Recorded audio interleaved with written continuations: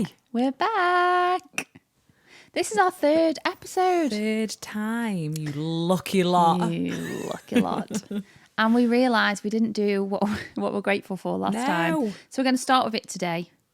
And I'm going to start and just say, and this is cheesy, but I'm really grateful for you. Aww. I am.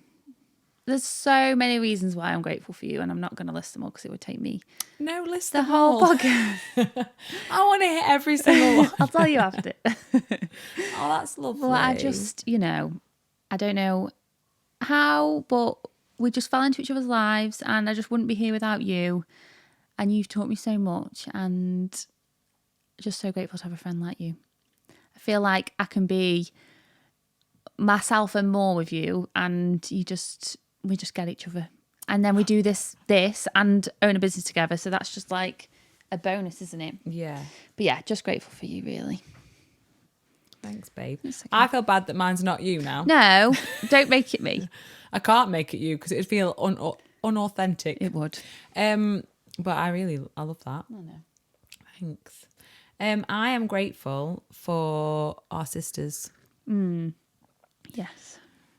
For again, loads of reasons. We have the most amazing group of women, and today alone I've got to be with two of them after, like, outside of Sisterhood for different reasons, and they give us as much as I hope that we give them. Well, they definitely give us so much. They do. And they've all got like this incredible story to tell. And we want every one of them on the sofa to tell their story. And they're wonderful and inspiring and just our biggest cheerleaders. And our why, aren't they, really? Yeah. Our why for doing what we do. Absolutely. Yeah. So that's what I'm grateful lovely. for. I'm grateful for them too. So, following on from last session, I keep saying session. Like it's a 'cause therapy. I know. I've got into Here I therapy am. mode. I'm on the couch. She's on the therapy couch. I'm on the couch. Following on from our last podcast. Yeah. We ended with you kind of mentioned you were going to talk about your, I wanted to say bodybuilding. What are we calling this? Photo shoot prep, I think. I think that probably sums it up in a nutshell. Yeah. So, we wanted to kind of dedicate this podcast, episode for you to have the space to share your journey with that, because it's a really important, lots of important messages to get out there from that. So. It's loads. And I just said to you, I actually feel a bit nervous, I think. Yeah, which is understandable. I think because I've like touched on it with like some of the sisters at different times, like when I'm trying to relate to something that they're going through, like I use the experience I've had.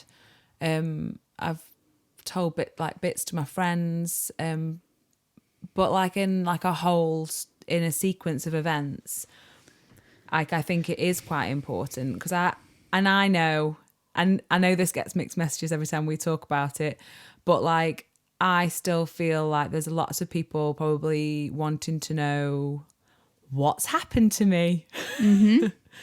In that, like, that I looked a certain way when I started working at the gym. And then I went on this journey where I lost a lot of weight when I was prepping for the photo shoots. And I've regained a lot of weight again. So I know for a lot of people, it's like that wanting to ask, but they don't want to ask. So I suppose this is as much for them as for me as well. Yeah. Because even though I don't feel like I owe it to anyone, I think the stuff that I've learned from it's been invaluable to me. Oh God, yeah. And the growth that you've gone through is, huge. Yeah.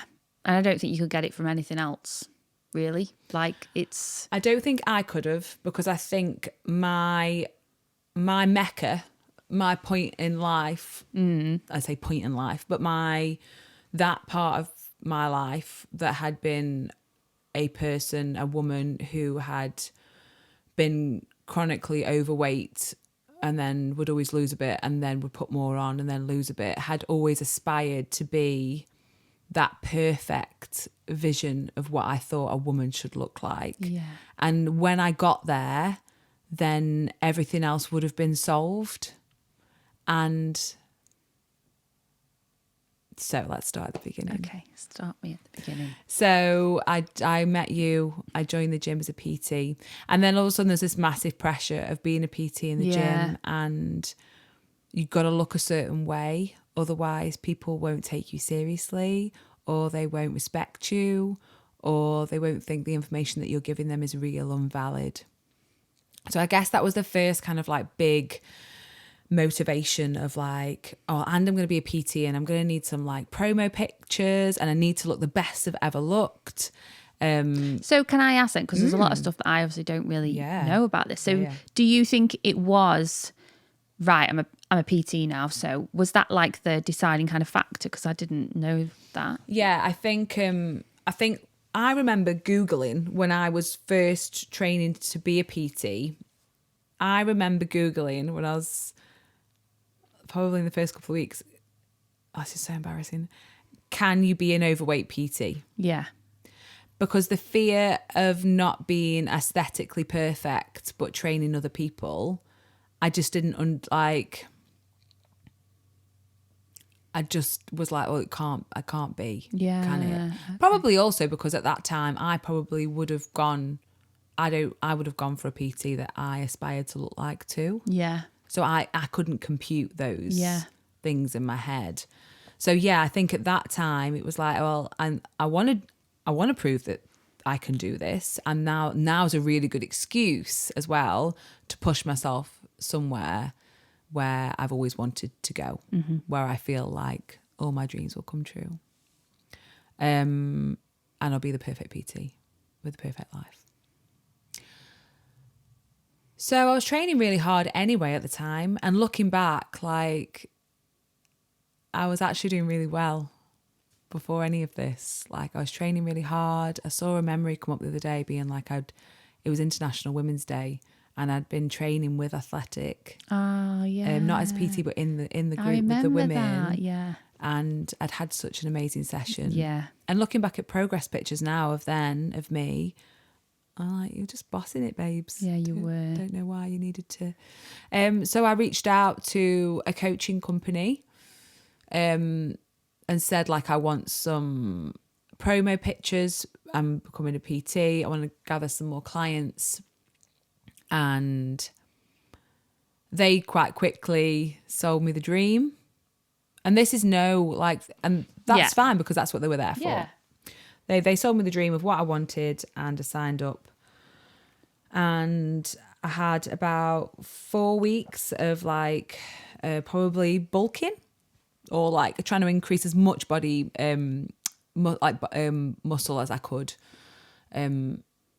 Which was quite fun because I think we all get quite excited by like a new structure and a new routine. So that happened. But I remember immediately thinking like, oh God, I'm hungry. And I remember my coach being like, well, if you're hungry now, you're going to get hungrier. Wow. And that was in the bulk. Yeah. Yeah. And the training was intense. Yeah. I remember your training. Long, wasn't it? Yeah. Yeah. You had a lot. Yeah. When you like looked at what you had to do. Yeah, it was a lot. And it was amazing. Like I learned loads of different training techniques. Yeah, you did. I learned intensifiers where you make things really hard. And in terms of knowledge, actually, and that was one of the reasons why I also wanted to do it. I wanted to gain some knowledge, which I did, which has been amazing. But fuck me, those gym sessions would like an hour and 45 minutes sometimes. Yeah. That was before the cardio even really kicked in. So at the start, it was just 20 minutes of cardio a day, and then these 5 days a week of training. And it was exciting, and it was fun at the start, I think. But I had a young family at home. Like Nora would have been 5. Is that right, Tom? I want him to say yes. And Freddie would have been 2, I think, maybe 3. And they were young, and they were starting school and all that stuff. And it was a big, my mum's partner had just died as well. So there was a lot of like upheaval and shift going on at home. And really busy. There was a house renovation and an extension. but I threw myself in wholeheartedly, like I do quite often with things. So the cardio got more, the food got less, and I think you're really driven. You touched on the last podcast about like people's comments being like a motivation and stuff. That real like, wow, what are you doing? Oh my God, like what is happening here? You know, and kind of wanting to advocate for it, because obviously like I want more clients as well. Yeah, like I'm a PT and I want to yeah. I want to do well and stuff, and but them not knowing that I'd quite quickly lost my periods. So they'd gone, and the hungrier I was getting, like every week or so I'd get more in a calorie deficit. There's that language again. So I was getting hungrier and like way more aggravated and really irritated, especially as the day would come to an end. So like the kids would get tireder. I'd been up, so I used to get up at silly o'clock. Do you remember how early I used to be in the gym? Doing the treadmill, yeah. I'd get in for like the 6 a.m. class and you would have been there for an hour sometimes. By like, the end, I'd been in there an hour and a half. Yeah. I feel like the last few weeks was like an hour and 50 minutes. I used to have to break it down into Into two, didn't you? two bits. So I'd be getting up like 4 o'clock, 3:30, I think, maybe by the end. So by the end of the day, I'd just be exhausted. And the kids would want me. Yeah. Like the kids would really want me to be there with them. Yeah. And I was just fucking really hungry and tired. But you know, like it was short-lived, and my coach was just like, it's short-lived, just think of the end goal. And I did, and I just pressed on. Yeah. So pressed on. You did. I You did. really did. And you know, there was something like, I think there's something that comes from like really digging deep at a time where you really doubt yourself, and some growth comes from there as well. Because I think it's okay to be uncomfortable for a short term, you know, like the kids were going to be okay. They had an amazing dad, and I was there. It wasn't like I was going anywhere. And, you know, and once I had reached this new weight and this new body, like surely like all the amazing magical stuff would come anyway. So, and then I could be more of a mum than I always wanted to be. So the first photo shoot happened, and it was really fun. And Luke, one of our sisters' husband, did it for me, and it was an amazing day. I had a great day. Got the kids involved, didn't you? Got the kids involved. They came down. You know, and it was such a relief that it was over. Yeah, yeah. And me and Tom went out for dinner that night, and it was just like wonderful. What you wanted it to be. What I wanted it to be, yeah. But my periods were still gone, and it was definitely time to kind of like regroup and think about what was next. And what was next? What was next was I wasn't really sure, and the coach I was with at the time. And this isn't really they're a business and they want to keep you there. And if I'm saying like, I want to compete in a bodybuilding competition, they're going to support me to do that because that's what I'm saying I want to do. And I said, you know, my coach has said, I think you'd be good at in a bikini competition. But before that, let's go into Christmas, like enjoy Christmas, but then let's go into another cut. Yeah. And let's do another photo shoot to really see like how much body fat we can get off. So at that point then, like when you'd done your photo shoot and you were not really sure what you wanted to do, were you like just a bit lost and looking for someone to tell you what to do? Or did that feel like, right, I want to do more, like that wasn't enough, I'm chasing the like, what's the next bigger thing I can do? Like, what did you feel? I think probably both of those things. Yeah. I felt scared. Me and Tom went to Paris, and I remember we had a wonderful time, but I remember the fear of coming back because I knew that I'd probably put weight on. We'd been eating what we wanted to. And after doing all that work, it was like the dread of being back to reality and not knowing what was next.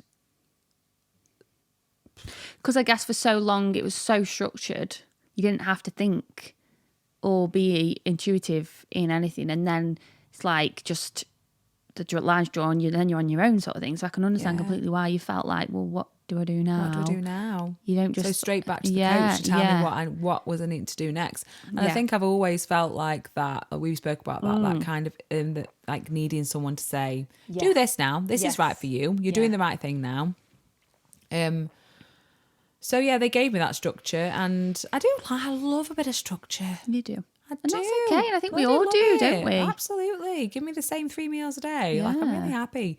So, like, in loads of ways, you know, it was a lifestyle and some of the bits that I've still adapted, like I've still like clung on to now, like, because they actually really suit the way I work and stuff. But in hindsight, going into another photo shoot off the back of that one just wasn't ideal. My hormones were in a really poor place.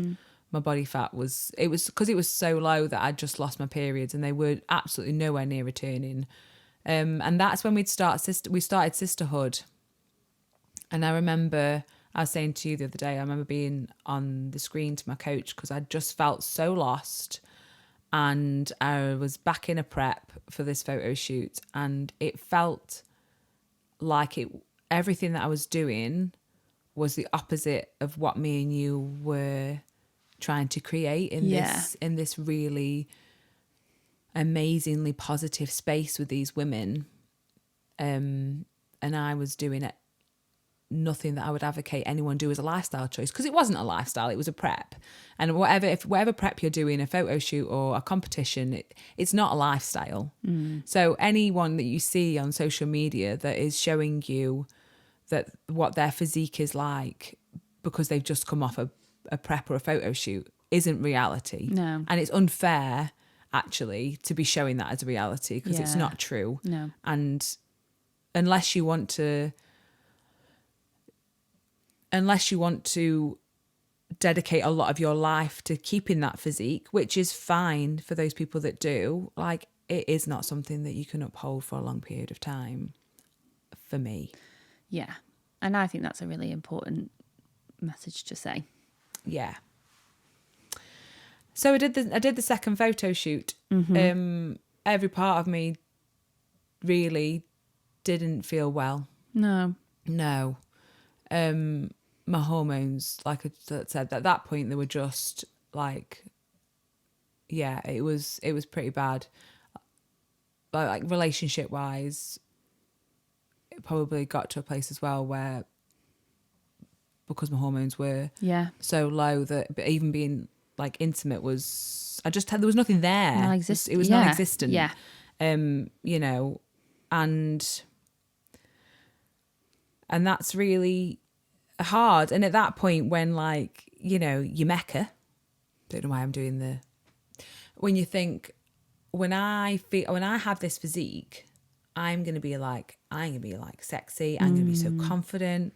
I've like, you know, I'm going to have the best relationship with my husband because they're just going to not be able to like keep their hands off me. In reality, well, that's not reality, because if you haven't, like, if your hormones are not supported and you're irritated because you're really hungry all the time and you're tired because you're training so hard, like, none of those things are real. No.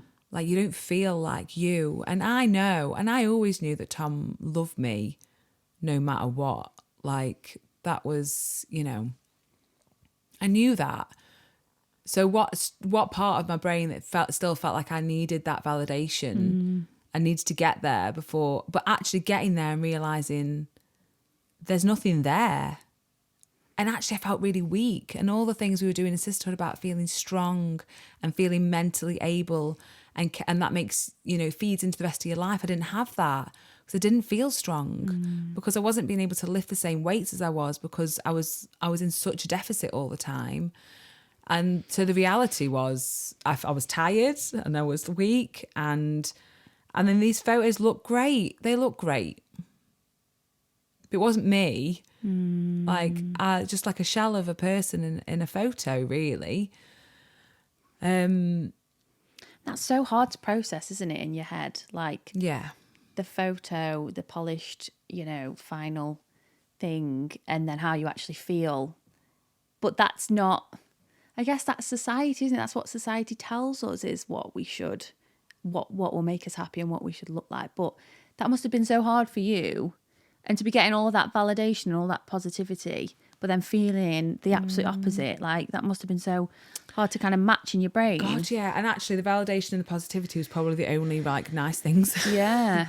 Like, so when that stops, you know, and we were like, you touched on it in the last episode, when that stops and the comments stop coming, Yeah. and actually then the comments are either not there or they're phrased differently, like, oh, have you got time to train anymore then? Are you being able to manage, like, oh, business is going really well, so are you on the, all the other stuff's going on the back foot, is it? It's really hard. And I remember being probably 6 months after the second photo shoot, and I'd put body fat back on and I was still training. And I remember one morning just being really angry, like really angry. I was on the leg press, being like, I'm angry that we feel like we need other people's validation. And now I'm angry because I'm not getting the validation. And I'm angry because that not having the validation is making me feel like, what's the point? Well, there's every point. Because I'm the only person that matters. My opinion is the only opinion that matters about my body. Yeah. Not a single person in this gym. No. But that doesn't help because we hear other people's conversations about other people's bodies. Yeah, we do. And that also makes us fiercely protective of the environment we're in, doesn't it? Yeah. So yeah, it's still a long process. I am definitely mentally in the best place. Love that. I can see that. Because we create our own reality. And the reality is that none of that matters. I learned so much. Loads. And I'm not doing it again. I'm not doing it again. Like, for what? For someone in the gym to be like... Have you ever said that? I don't know if I have. Was that like a profound moment that you've actually just... Maybe. Because I haven't heard you say that, I don't think. No. I mean, I don't know what's to come in. I don't know what's to come in the future in terms of lots of different things. Yes. But I will not do that in that way again. You will not put yourself through that. No. And because, like, also trying to regain my periods and look after and get my hormone, I mean, that's a whole, I feel like I've not even touched on having to get your hormones. Try and get my hormones and like figure out what's going on, and having to go private with bloods and having private doctor's consultations to figure out what's happening. Yeah. And maybe that will probably just come up in other places at other times. But no, my health and my well-being and my family and my relationship that's what matters. It's the only thing that matters, as well as having a business that we believe in wholeheartedly and having a group of women that I think that I can talk to honestly and not be doing something the opposite, which is what I felt like I was doing. And I think that's all that matters. And we need to take up space and not be smaller. No. I'm really proud of you. Thanks. I think I held it together quite well. You did. You did. But even if you wouldn't have, it's okay. Yeah. You didn't need to hold anything together. Take up as much space as you need. I think that's it, isn't it? It's just the feeling like it is emotional to talk about, because I know there is so many people that saw me going through that process and looked up to me. And that's okay as well. I know that's okay. And I think me having to get my head around the fact that they might not look up to me, that was quite a thing, wasn't it? Yeah, it was. But I think you don't realise, you don't see how people, that's not changed at all. And I know you don't see that because you have your belief and that's how you're going to see it. But I can tell you now that's not changed. And if anything, I believe people look up to you even more and in awe of you even more, myself included, because of the whole journey, not just when you were doing the photo shoots. So, I just don't think that's changed at all. Genuinely don't. And yeah, and I'll always appreciate you for that. And I think probably what I do take from that is that we attract people that see that. Yeah. And anyone that doesn't, which is okay, and is like, actually, no, that isn't what I want. I want, and that's also okay. That's it. And that's You a know. reflection of them, isn't it? If someone only holds someone of high regard when they are, doing a photo shoot or losing weight, being smaller, changing their body drastically, then that's okay. That's a reflection of that person and the values that they hold. Or the place they're in at that Or the time of place their that they're in. life, which is... Or the relationship that they have with their body and absolutely. their journey. So yeah, it's on them, isn't it? Yeah, definitely. And if it is about kind of pulling away a little bit from that, that's okay. Yeah, it is. Well done. Thanks. That was amazing. You're amazing. You're amazing. See you next time, kids. See you next time.